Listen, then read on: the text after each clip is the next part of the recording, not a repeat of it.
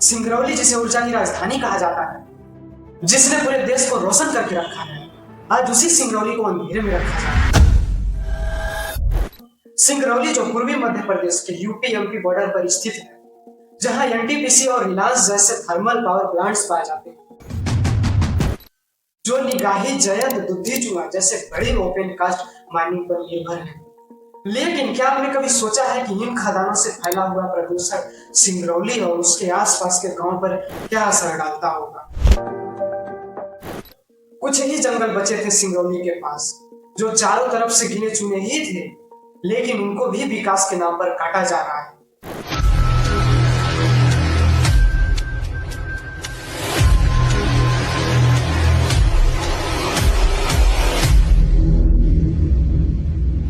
नमस्कार दोस्तों, 2019 से 21 के बीच धिरौली कोल ब्लॉक को कोल मिनिस्टर ने स्टारटेक मिनरल रिसोर्स के नाम कर दिया, जो कि अदानी पावर ग्रुप का एक सहायक कंपनी थी। और फिर कुछ ही दिन बाद 2024 में महान इनर्जन लिमिटेड को ये प्रोजेक्ट दे दिया और अब इसी कंपनी के जरिए इस प्रोजेक्ट को चलाया जा रहा है, जो कि 30 साल तक चलेगा।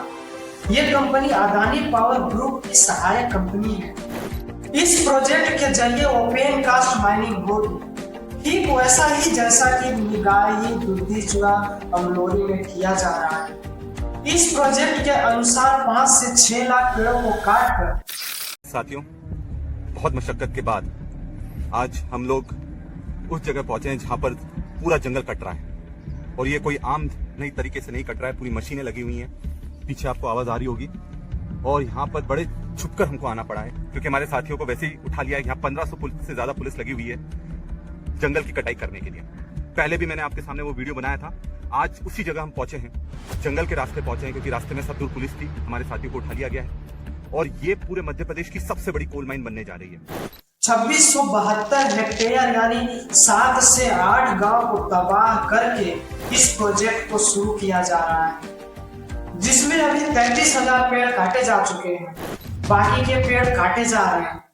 ये वही जंगल है जो बैढ़र, मोरवा, जयंत, धिरौली के हवा, तापमान, प्रदूषण को कंट्रोल करके रखते थे। इतना ही नहीं, आसपास के कई गांवों के वाटर लेवल को रिचार्ज करके रखते थे। जैसा कि आपने साइंस की बेसिक थ्योरी तो पढ़ी ही होगी कि पेड़ पौधे अपने जड़ों के माध्यम से वाटर को ग्राउंड लेवल तक पहुंचाते हैं। इन्हीं पेड़ और जंगलों के वजह से वहां के कुएं, तालाब गर्मियों में भी भरे रहते हैं। वैसे भी आजकल गर्मियों के मौसम में पानी की समस्या आम बात हो गई है। जरा सोच के देखो, अभी इस सिंगरौली और बैढ़र की सड़कों पर चलना इतना मुश्किल हो जाता है, तो आने वाले समय में क्या होगा?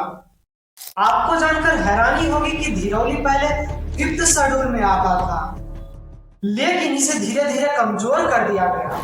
5th शेड्यूल भारतीय संविधान का वो भाग है जो आदिवासियों के जंगल जमीन की रक्षा करता है, ताकि बाहरी कोई कंपनी आके उनके जमीन पे ना बस जाए, उनका जमीन ना छीन ले, उनका हक अधिकार ना छीन ले, और उनके कल्चर को भी प्रोटेक्ट करता है।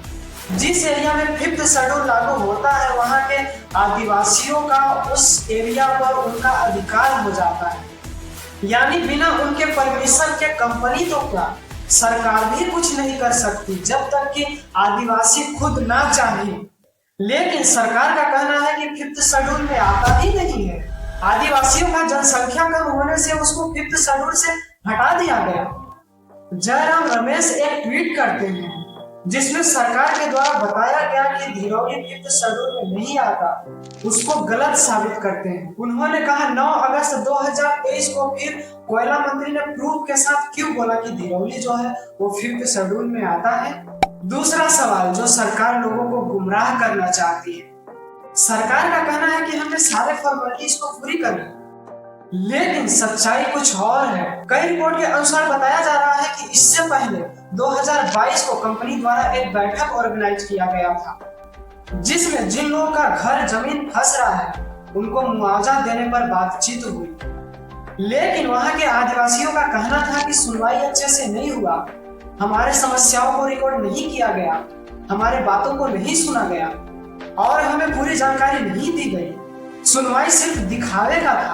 अब सवाल आता है, जब लोगों को मंजूर नहीं है, लोग सहमत नहीं है, लोग सरकार के खिलाफ प्रोटेस्ट कर रहे हैं, फिर सरकार क्यों उनके जमीनों को जबरदस्ती छीनना चाहती है, क्यों उनको बेघर करना चाहती है?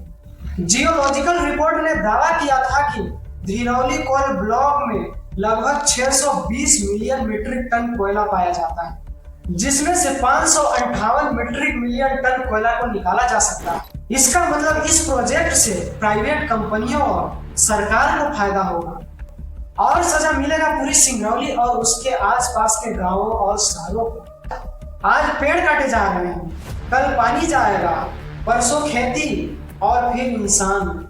कोल माइन का असर इतना ज्यादा होगा कि हवा, पानी, मिट्टी सब जहरीली हो जाएगी। अब सवाल आपसे है, क्या विकास वही है जिसमें इंसान बचे ही ना?